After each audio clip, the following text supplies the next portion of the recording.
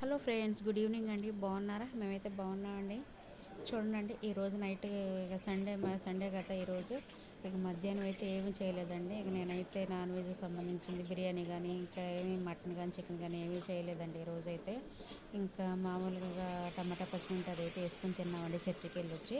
ఇక ఈరోజు ఇక నైట్ అయితే డిన్నర్కి వచ్చేసి బిర్యానీ అన్న చేద్దామని చెప్పేసి ఇక నేనైతే చేస్తున్నానండి. ఎగ్ దమ్ బిర్యానీ చేద్దామని చెప్పేసి స్టార్ట్ చేశానండి. ఫస్ట్ టైం అండి నేనైతే బిర్యానీస్ వచ్చేసి అన్నీ చేస్తానండి. మామూలుగా చికెన్ బిర్యానీ అయినా చేస్తాను, మటన్ బిర్యానీ అయినా చేస్తాను, మామూలుగా ప్లెయిన్గా చేస్తాను, వెజిటేబుల్ బిర్యానీ, ఫ్రైడ్ రైస్లు అన్నీ చేస్తానండి. కాకపోతే ఎగ్ బిర్యానీ అండి, egg dum biryani first time అండి చేయడం. ట్రై చేస్తున్నానండి. ఇంకా ఎలా వచ్చిద్దో మాత్రం ఇంకా నాకైతే తెలియదు. ఈ రోజు అయితే స్టార్ట్ చేశానండి. చూడండి, ఇక అన్నీ అయితే రెడీ చేసుకుంటున్నానండి. ఇంకా చూడండి, బియ్యం అయితే కడుక్కుంటున్నాను. ఇంకా ఎగ్స్ అయితే తీసుకున్నాను. ఆ కోడిగుడ్లను అయితే ఉడకబెట్టుకుంటున్నానండి. అవి అయితే ఇక చూడండి పక్కన అయితే ఉడుకుతున్నాయి కదా, పొయ్యి మీద అయితే ఉడుకుతున్నాయి. ఇక రైస్ అయితే తీసుకొని శుభ్రంగా కడుక్కున్నాను. 3-4 సార్లు అయితే శుభ్రంగా కడుక్కున్నాను. ఇంకా దీనికైతే అట్టెసరు కాదు కదండి, మామూలుగా ఎసరు అయితే ఎక్కువగానే పోసుకుంటాను. ఎక్కువగా పోసుకొని ఇక రైస్ వచ్చేసి 75% ఉడికిన తర్వాత తీసుకుంటాం కదా, అందుకోసం ఇక ఎక్కువగా ఎసరైతే పోసుకుంటున్నానండి. మరిన్ని నీళ్ళు అయితే పోసుకుంటున్నా. ఇక పోసుకొని చూడండి, ఇక ఎసరు కూడా చూసుకునే పని లేకుండా ఇక రైస్లోనే ఇక దాంట్లోనే తగినంత మసాలాలు ఉంటాయి కదండి. ఇంకా మసాలాలు గరం మసాలా ఉంటుంది కదా, లవంగాయలు, చెక్క, యాలక్కాయలు ఇవన్నీ ఉంటాయి కదా, ఇవన్నీ వేసుకుంటానండి. చూడండి, కోడిగుడ్లు అయితే ఉడుకుతున్నాయండి, బాగా ఉడుకుతున్నాయి, పొంగు అయితే వస్తుంది.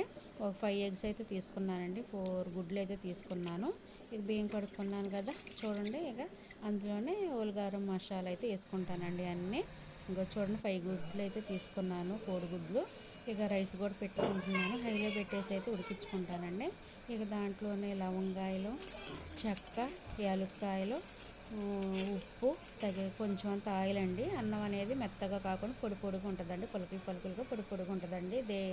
ఇక పొడి పొడిగా, అందుకోసం కొంచెం ఆయిల్ ఇలాగ అన్నీ కొంచెం దీంట్లో అల్లం వెల్లుల్లి పేస్ట్ కూడా ఫ్రెష్గా దంచేసుకున్నానండి, అది కూడా కొంచెం అయితే వేసుకుంటున్నాను. లవంగాయలు, చెక్క, యాలక్కాయలు, నూనె, ఉప్పు, అల్లం వెల్లుల్లి పేస్ట్ అండి, ఇవన్నీ అయితే వేసుకుంటున్నాను.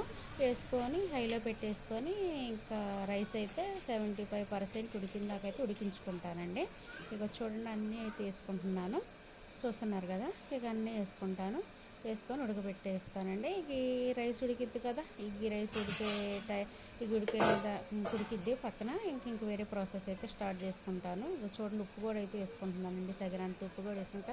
ఉప్పు అయితే ఎక్కువగా వేసుకోవాలండి, ఎందుకంటే రైస్ ఇంకా కొంచెం ఉప్పంగా ఉంటేనే వాటర్ అనేది రైస్కి పట్టి మంచిగా ఉంటుందండి, లేకపోతే చప్పగా ఉంటుందండి రైస్ అయితే. ఇక వేసుకుంటా కొంచెం. చూడండి, అల్లం వెల్లుల్లి పేస్ట్ కూడా ఉంది కదా, ఫ్రెష్గా దంచి అయితే పక్కన పెట్టుకున్నాను, అది కూడా అయితే వేసుకుంటాను. వేసుకొని బాగా కలుపుకొని ఇక 75% అయితే ఉడకబెట్టుకుంటానండి. ఇంక రైస్ ఉడికేపాటికి పక్కన అయితే ఇంకో ప్రాసెస్ అయితే స్టార్ట్ చేసుకుంటాను. చూడండి, ఇక రైస్ కూడా ఉడుకుతుంది కదా, అవన్నీ చూడండి ఒక్కసారి. లవంగాయలు, చెక్క, యాలక్కాయలు ఇవన్నీ బాగా కలుపుకోవాలి. అల్లం వెల్లుల్లి పేస్ట్ ఇంకొంచెం వేసుకుంటున్నానండి, కొంచెం వేసాను సరిపోదని చెప్పేసి ఇంకొంచెం అయితే వేసుకుంటున్నాను. ఇంకొంచెం వేసుకొని బాగా కలుపుకుంటా. బాగా కలుపుకొని ఇంకా చూడండి, ఉప్పు అయితే చూసుకోవాలండి, ఈ వాటర్ అయితే ఉప్పగా ఉండాలి. చూడండి, పక్కన కోడిగుడ్లు కూడా అయితే బాయిల్ అయితే అయ్యాయండి, ఇంకా ఉడికాయి ఇవి కూడా. ఇది కూడా గ్యాస్ అయితే ఆఫ్ చేసుకుంటాను. గ్యాస్ అయితే వెలిగించుకొని ఇక రైస్ అయితే ఉడకబెట్టుకుంటానండి. ఉడకబెట్టుకున్నాక ఇక నెక్స్ట్ ప్రాసెస్కి అయితే వెళ్ళిపోదాము. అదైతే రైస్ ఉడుకుతూ ఉంటుంది. ఇంక పక్కన నెక్స్ట్ ప్రాసెస్ వచ్చేది చూడండి, టమాటాలు, ఆనియన్స్, పచ్చిమిర్చి ఇవన్నీ తీసుకున్నానండి. ఇవన్నీ తీసుకొని రెడీగా పెట్టుకున్నాను. రైస్ చూడండి పొంగు వస్తుంది కదా, ఇలా పొంగు వచ్చేటప్పుడు చూడండి, ఇక రైస్ అయితే ఎక్కువ ఉడకకుండా చూసుకోవాలండి. చూసుకొని రైస్ అనేది పలుకులుగా మనం చూసుకోవాలి, లేకపోతే మెత్తగా అయిపోద్దండి. అప్పుడైతే అన్నం అంతగా బిర్యానీ అయితే బాగోదండి. అలా కాకుండా చూసుకోవాలి. చూసుకొని అప్పుడు మనం తెప్పకసారి అయితే చూసుకుంటుండాలి. చూసుకున్నాక చూడండి, నా రైస్ అయితే 75% అయితే ఉడికిందండి. ఇక దీన్ని అయితే నేను వడగట్టుకుంటున్నాను. రైస్ ఇలా జల్లిగిన్న మామూలుగా ఉంటుంది కదండి, గంటె పకోడీలు తీసే గంట లాంటివి ఉంటాయి కదా, మన కాడ అందరి దగ్గర ఉంటాయండి. ఇక అయితే తీసుకొని దాంతో ఒక పెద్ద గిన్నెలోకి అయితే దాన్ని షిఫ్ట్ చేసుకుంటున్నానండి. రైస్ అయితే చూడండి, అలా 75% ఇలా రైస్ని అయితే మనం అన్నం మెతుకునేలాగా నలిపినప్పుడు అయితే కొంచెం పలుకు అయితే ఉండాలండి. అప్పుడే 75% ఉడికినట్టు. ఇట్లా నలిపినప్పుడు చూసారు కదా కొంచెం పలుకుంది. ఇక దాన్ని అయితే తీసుకొని పక్కనైతే పెట్టుకున్నానండి. ఇక ఇప్పుడు చూడండి టమాటాలు ఆనియన్స్ ఇవన్నీ ఉన్నాయి కదా, ఇక వీటిని అయితే పట్టు తీసుకొని శుభ్రంగా ఆనియన్స్ని శుభ్రంగా కడుక్కొని చూడండి చిన్న పీసెస్కి అయితే కట్ చేసుకుంటున్నానండి. అన్ని టమాటాలు అయితే కొన్ని ఎక్కువగానే తీసుకోవాలి. ఒక పావు కేజీ దాకా తీసుకున్నాను నేను. ఒక 4-5 ఆనియన్స్ తీసుకున్నాను, పచ్చిమిర్చి కూడా తీసుకున్నానండి. ఎందుకంటే మనకు గ్రేవీ వచ్చేదాళ్ళు ఈ టమాటాలకి ఇంకా ఆనియన్స్కే రావాలండి. కొంచెం పెరుగు కూడా యాడ్ చేసుకుంటాం కదా, వీటికి అయితే గ్రేవీ రావాలి, అందుకోసం కొంచెం ఎక్కువగానే తీసుకోవాలండి. చూడండి ఇంకా ఆనియన్స్ ఇవన్నీ కట్ చేసుకొని రెడీగా పెట్టుకున్నాను కదా, గుడ్లు కూడా చూడండి పొట్టు తీసుకున్నాను, రెడీగా పెట్టుకున్నానండి. ఇక ఇవన్నీ చూడండి అన్నీ రెడీగా అయితే పెట్టుకున్నాను. చిన్న చిన్న పీసెస్గా కట్ చేసుకొని టమాటా పచ్చిమిర్చి. ఇక రైస్ కూడా అయింది కదా, ఇక ప్రాసెస్ అయితే స్టార్ట్ చేస్తున్నానండి. బాండి పెట్టాను, ఆయిల్ వేసాను.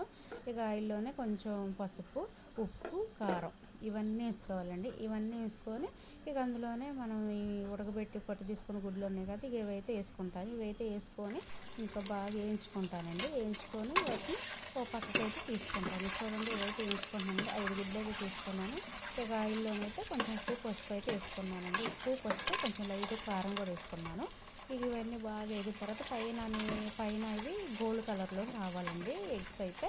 అప్పుడు తినేటప్పుడు అయితే టేస్ట్ బాగుంటుందండి దానికి. ఇక అలాగైతే వేయించుకుంటున్నాను. చూడండి కొంచెం ఉప్పు కూడా వేసుకుంటున్నాను పైన. కొంచెం వేసాను, ఇంకా సరిపడి అని చెప్పేసి కొంచెం వేసానండి. ఎందుకంటే కోడిగుడ్లు అలా వేగేటప్పుడు దానికైతే ఇంకా ఉప్పు పట్టిద్ది, బాగుంటుందండి తినేటప్పుడు, చప్పగా లేకుండా గుడ్డు బాగుంటుంది. ఇక అలా వేగిన తర్వాత గుడ్లన్నీ పక్కకు తీసేసుకోవాలండి. ఇంక ఇలాగ నేనైతే పక్కకు తీసుకొని ఆ గిన్నెలోనైతే పక్కన పెట్టుకున్నాను. ఇంక ఇదే ఆయిల్లోనే ఇంకా ఉంది కదా, ఇదే ఆయిల్లోనైతే ఇక టమాటాలు ఇంకా ఆనియన్స్, పచ్చిమిర్చి, కరివేపాకు వేసి వేయించుకోవాలండి. ఇవి వేగుతాయి అనుకున్నప్పుడు ఇందులోనే పసుపు ఉప్పు అయితే వేసే పని లేదులేండి, ఎందుకంటే కొంచెం ఎక్కువగానే వేసుకున్నాను, కావాలంటే కొంచెం వేసుకోవచ్చు. ఈ తర్వాత ఈ టమాటాలు ఉన్నాయి కదండి, ఈ టమాటాలను కూడా వేసుకోవాలండి. టమాటాలు మగ్గినాయి అనుకున్నప్పుడు మనం ఫ్రెష్గా దంచుకొని అల్లం వెల్లుల్లి పేస్ట్ ఉంది కదా, అల్లం వెల్లుల్లి పేస్ట్ కూడా వేసుకొని దాన్ని కూడా వేసుకొని బాగా కలుపుకోవాలి. సిమ్లో పెట్టుకొని ఒక 5-10 నిమిషాలు సిమ్లో పెట్టుకొని మగ్గించుకుంటే ఇదైతే రెడీ అయిద్దండి పేస్ట్. ఇది టమాటా పేస్ట్ ఉంది కదా, టమాటా గ్రేవీ ఇదైతే మగ్గిద్దండి. అది మగ్గుతుంది అనుకున్నప్పుడు ఇంకా దాంట్లో తగినంత మన కావాలి అవైలబుల్గా ఉండే గరం మసాలా కానీ చికెన్ మసాలా కానీ వేసుకోవాలండి. వేసుకొని మళ్ళీ ఒకసారి కలుపుకొని ఇక దాంట్లోనే బాగా చూడండి ఇది గ్రేవీ లాగా రావాలండి, బాగా మగ్గిపోయి గ్రేవీ లాగా రావాలండి పేస్ట్. ఇదేనండి మనకి మసాలా మాత్రం.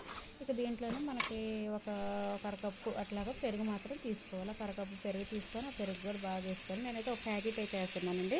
ఇంకా నా దగ్గర పెరుగు ఇంట్లో లేదని బయట అయితే షాప్లో తెచ్చుకున్నాను, ఒక ప్యాకెట్ అయితే వేసుకుంటున్నాను. ఇక ప్యాకెట్ వేసుకొని బాగా కలుపుకుంటాను. ఇది పెరుగు ఈ మసాలా అంతా బాగా మగ్గిద్ది కదా, మగ్గించుకోవాలండి. సిమ్లో పెట్టుకోవాలండి, సిమ్లో పెట్టుకొని మగ్గించుకోవాలి. మాడిపోకుండా మసాలా, ఈ మసాలా అంతా బాగా కలుపుకొని మగ్గించుకోవాలి. ఇది మగ్గిద్ది కదా, బాగా మంచి స్మెల్ అయితే వస్తుందండి ఈ మసాలా మాత్రం.